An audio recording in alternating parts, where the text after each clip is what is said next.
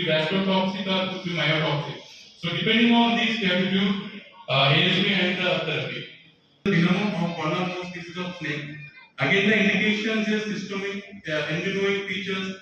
If there is a neurotoxicity or any spontaneous systemic bleeding manifestations, in the incoagulable blood, raised to 20-minute whole blood clotting time or any cardiovascular abnormalities. Suppose if there is any local envenoming features, there can be any extensive swelling or rapid progressive swelling, or bites on fingers or toes, again the ASV is given. So these are the some indications of ASV. In case of hyperbole, there can be history of melanoma or hemoptysis. So you can give imagery also in ASV indicated. In this, the patient is having a history of Russell but you can see the localized swelling along with ecchymosis and bleeding. So again, this is indication for ASV. For the blisters, again indication for ASV. So in this photograph, we are showing the patient from neurotoxic snake bite. So the patient is having a ptosis, again indication for the ASV. So this is a whole clotting test. So this is a very simple test which can be performed at any PHCs also. So ideally the patient blood has to be drawn and it should be kept in a tissue. If it is not in a snake bite, you can see a clot along with the serum, so it is negative. Suppose it is a venomous snake bite, vascular toxic or neurotoxic, you can see it is not clotted. So this again is sure indication of ASV. So do's and don'ts by giving ASV, always administer full dose of ASV, that is 10 vials immediately. Do not give administer to ASV to any patient claiming to be bitten by the snake because it exposes the risk of ASV unnecessarily. And do not delay or withhold ASV on grounds of developing anaphylactic reaction. The rapid development of swelling again indicates a bite, requires ASV, and there is no contraindication to give ASV. So these are precautions to be taken while administering in a dry powder form. It should be diluted with 10 ml of distilled water. Each snake pour 1 ampule of ASV. So ASV should be given by slow IV. It should never be given IV intramuscular or injected locally. So the rate of infusion should be initially slow. Should be gradually increased in absence with the 400 ml of normal saline, and it should be infused over 30 minutes to 1 hour. So in case of neurotoxic snake bite, the patient is having diplopia or ptosis or pooling of saliva or any shortness of breath. So immediately we have to give 10 vials of ASV in 500 ml over 30 minutes. And second dose of ASV should be repeated after. We have to do again a 10 vials of polyvalent anti-snake venom for 30 minutes. In low dose, we give 2 vials every 6 hours as an infusion till the clotting time becomes normal or till we restore it healthier. In high dose, it is 6 vials every 6 hours as bonus therapy. In case of shortage of ASV, we can use this low dose infusion method. Both are equal effective. There is no ASV for snake bite or pig bite, as ASV doesn't contain antibodies against them. So this is the criteria of repetition of ASV. The persistence or recurrence of bleeding encephalopathy after 6 hours or bleeding after 2 hours, again we have to repeat the dose of ASV. Or deteriorating neurotoxic or cardiovascular signs after 1 hour. Every patient, every vasculotoxic or hematoxic patient, the blood parameters has to be repeated, like the complete blood pressure and also PT, INR, CTBT has to be repeated every 6 hours. If you find blood encephalopathy, then we have to give 1 more dose of ASV after 6 hours. So this is the ASV reaction. Immediately we can expect some of the reactions after giving ASV. So it is early anaphylactic reaction, usually seen within 10 to 3 hours. Characterized by itching, urticaria, tachycardia, vomiting, colic, fever and diarrhea. Sometimes there can be a pyogenic reaction. It usually develops within 1 to 2 hours after treatment. There can be chills, fever, rigors and hypotension. Any new signs or symptoms after starting ASV should also be suspected as a reaction to the ASV. The treatment is simple. Give IV fluid. Always load. We have already adrenaline should be kept ready. So it should be given 0.5 ml IM deltoid. In children it is 0.01 mg per kg. So injection IV has to be given and restart slowly once this reaction subsides. We have to restart again ASV slowly under close observation. For high-risk patients who had already a history of hypersensitivity to drugs or previous exposure to tetanus immunoclobulin or rabies immunoclobulin, or a patient is having severe atopic condition, we have to view AFU only if the signs of systemic innovation is present.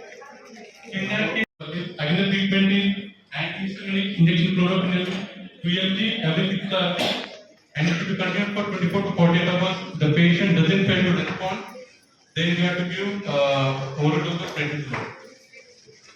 So this is a reference criteria that has to be followed in BSCs or any center.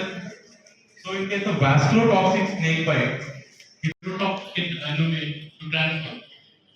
The B criteria is if the patient is able to perform neglect or elicit broken neck set. So check treatment and patient. The neurotoxic immunization again ASP 10 vials. If not improvement again 10 vials will be given after 1 hour.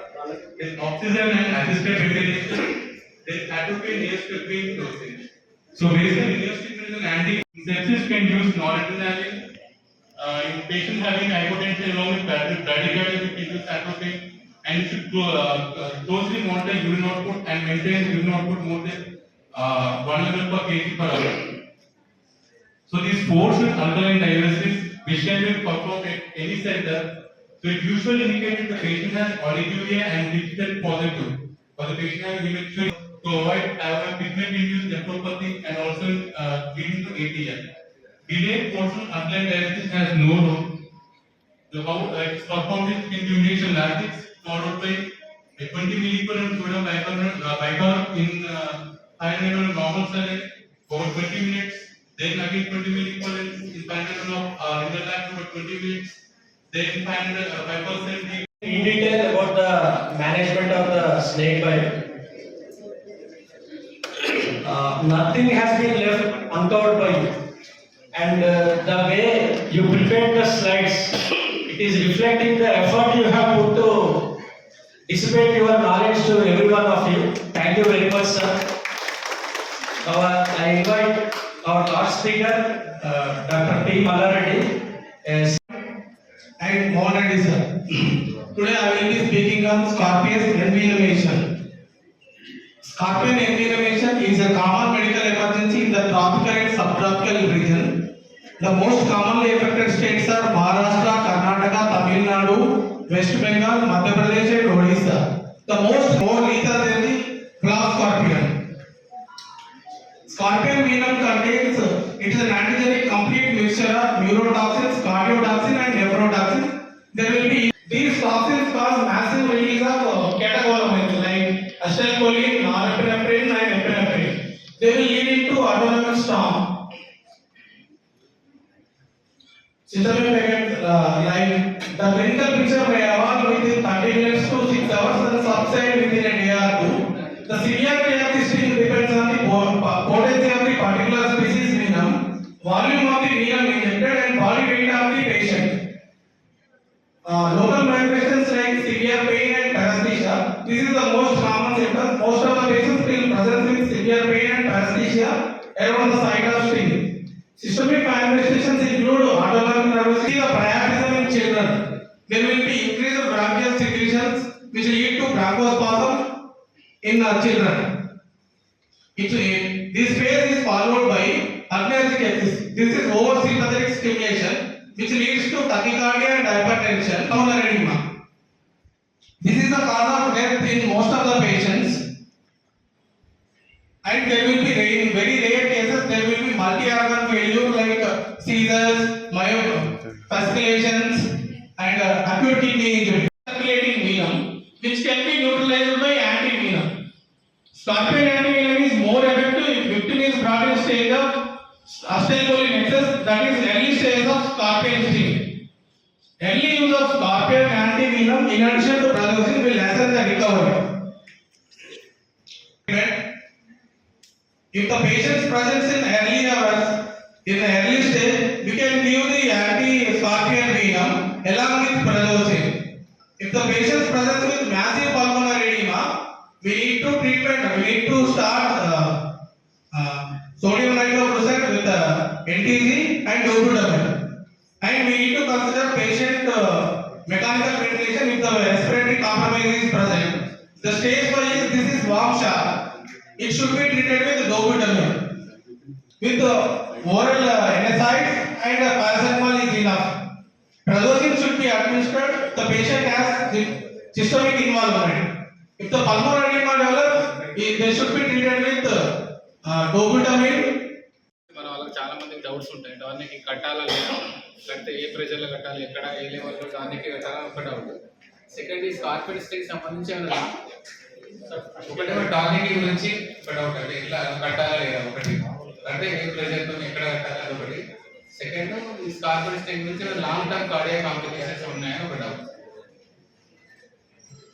Self limiting మనం ఇప్పుడు చాలా మంది చూస్తాం actually Telugu ఉన్న వాళ్ళు చాలా మంది hospital కూడా రాదు so most of the cases they are self limiting in very few cases like children or elderly they will be affected severely due to autonomic storm. Second, it should not be tightened so it obstruct the vasculature, extra vasculature. And also, if at all it is advised, it should be done with only free bandage only should be used. And that also it should be very loose that they should admit a single finger below it. It should not affect the blood, distal blood flow, but also at the same time it should not increase the venous spreading proximally also. Just so is there any difference between a small snake bite and a large snake bite?